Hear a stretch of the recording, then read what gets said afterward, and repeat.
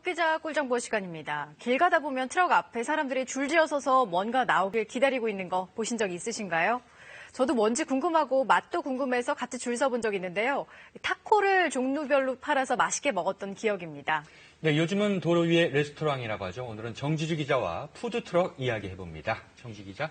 네, 사실 스테이크 같은 거 한번 먹으려면 큰맘 먹어야 해요. 한데 이 푸드트럭에서는 10,000원도 안 되는 가격에 먹을 수가 있습니다. 물론 분위기는 아니겠지만은요. 그 맛만큼은 절대 빠지지가 않습니다.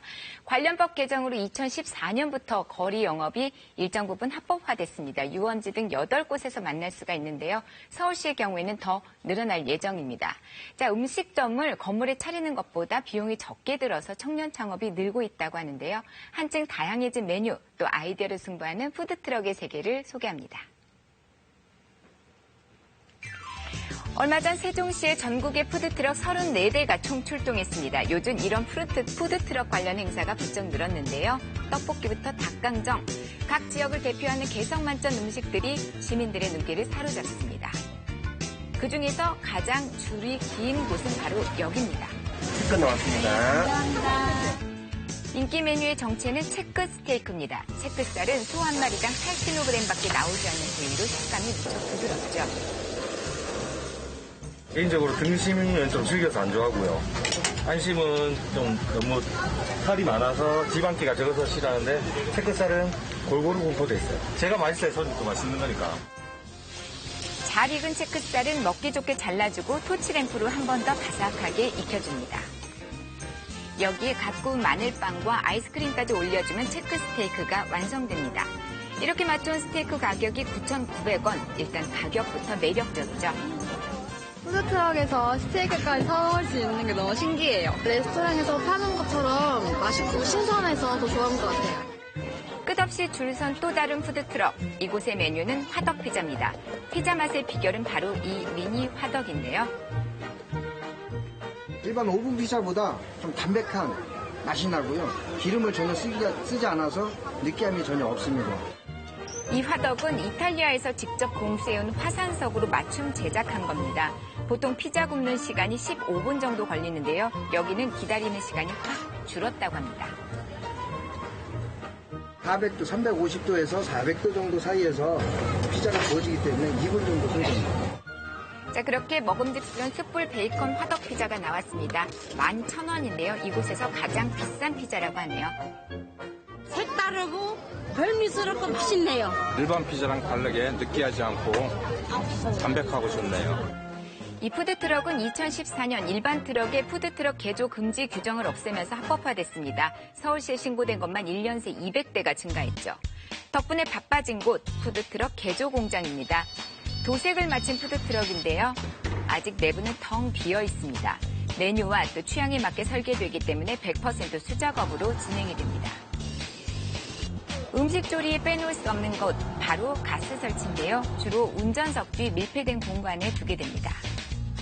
자, 그리고 가스 배관을 연결해야겠죠. 가스를 설치할 때는 안전이 제일 중요한데요. 여기 자동으로 차단되는 가스 차단기가 여기 설치되어야 됩니다. 경보 차단 장치가 잘 작동하는지를 확인하는 설치를 해야 됩니다. 혹시 모를 화재에 대비해서 차량 한쪽에는 소화기도 놓습니다. 또 중요한 건 배수시설입니다. 2개의 물통이 있으면 준비가 끝납니다. 한쪽은 필요한 물을 공급해주는 생수통, 한쪽은 버리는 물을 저장하는 폐수통으로 쓰입니다. 내부 설비의 마지막은 전기를 설치하는 겁니다. 합법화된 이후로 푸드트럭 영업 장소 주변에 전기를 끌어올 수 있는 장소가 많이 있습니다. 대부분 릴선으로 저희가 주변에서 전기를 뽑아서 사용하고 있습니다. 전기는 차량 규격에 맞는 전선을 사용해야 하는데요. 전기로 인한 화재 발생 예방을 위해서 누전 차단기도 설치해야 합니다. 이렇게 1톤 푸드트럭 개조 비용은 총 1,200만 원 정도가 드는데요. 트럭 값을 합치더라도 가게 구하는 것보다 창업 비용이 덜 듭니다. 그래서 청년 창업의 단골 아이템이 됐죠. 푸드트럭의 꿈을 싣고 달리는 청년들을 만나볼까요? 안녕하세요. 올 2월에 푸드트럭을 연 청년들인데요. 불러주는 곳이라면 전국 어디든 달려가고 있습니다. 아침 출근 시간에 머리도 채 말리지 않은 한 직장인이 김밥을 드시더라고요. 김밥보다 좀 더 든든한 컵밥을 내가 한번 해보자 라는 계기가 좀 됐습니다. 오늘 장사를 위해 음식부터 준비하는데요. 전날 밤 손질해 놓은 곱창부터 치즈, 양념장까지 아이스박스에 일단 담습니다. 오늘 준비한 재료는 1000인분입니다. 양이 엄청 많죠. 푸드트럭 안에 싣는 것도 노하우가 필요한데요. 무거운 재료부터 바닥에 싣고요. 그 위에 가벼운 재료 차곡차곡 쌓아줍니다. 자, 이 푸드트럭은 영업장소가 법으로 정해져 있습니다. 관광지나 공원을 포함해 모두 8곳에서 영업이 현재 가능한 상태인데요. 서울시에서는 올해 5곳을 더 추가했다고 합니다. 오늘 청년들이 달려온 곳은 젊음의 거리 동대문입니다. 오후 7시부터 자정까지 단 5시간의 영업을 위해 푸드트럭들이 모였습니다.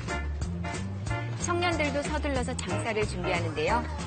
컵밥의 주재료인 곱창은 일단은 뜨거운 철판 위에서 초벌로 구워주고요.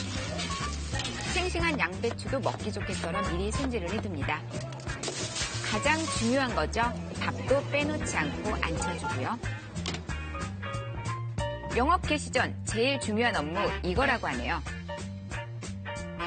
SNS에 이렇게 공지를 하면은 손님들이 또 이걸 보고 이렇게 찾아오시거든요. SNS에다 저희 위치를 매일 공지를 합니다. 오늘도 위생 신경 쓰고 하나, 둘, 셋! 화이팅! 자, 그렇게 오늘 장사가 시작이 됐습니다. 주문 들어오면 빠른 손놀림으로 조리가 시작됩니다. 곱창 푸짐하게 올리고요. 얘까지 솔솔 끓여서 신속하게 전달합니다.